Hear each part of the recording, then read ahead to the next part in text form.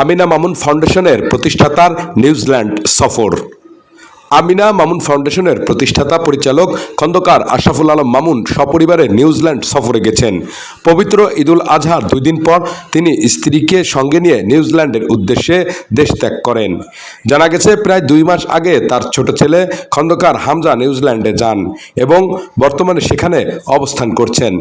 সফরকালে তিনি ছেলের সঙ্গে সময় কাটাবেন এবং তাকে নিয়ে দেশে ফিরবেন বলে পারিবারিক সূত্রে জানা গেছে। নিউজিল্যান্ড সফর উপলক্ষে খন্দকার আশরাফুল আলম মামুন দেশবাসীর কাছে দোয়া কামনা করেছেন।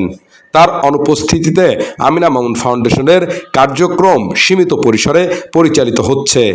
তবে তিনি দেশে ফিরে পুনরায় ফাউন্ডেশনের মানবিক ও সমাজসেবামূলক কার্যক্রম আরও ব্যাপকভাবে পরিচালনা করবেন বলে সংশ্লিষ্টরা জানিয়েছেন। প্রতিষ্ঠানটির লক্ষ্য সমাজের পিছিয়ে পড়া ও সুবিধাবঞ্চিত জনগোষ্ঠীর জীবনমান উন্নয়ন এবং তাদের আত্মনির্ভরশীল হিসেবে গড়ে তুলতে সহায়তা করা। খন্দকার আশরাফুল আলম মামুন তিনি সপরিবারে 11 তারিখে দেশে ফিরবেন বলে জানিয়েছেন। তার এই সফর ঘিরে দেশবাসীর কাছে দোয়ার কামনা করেছেন তিনি। RBT news.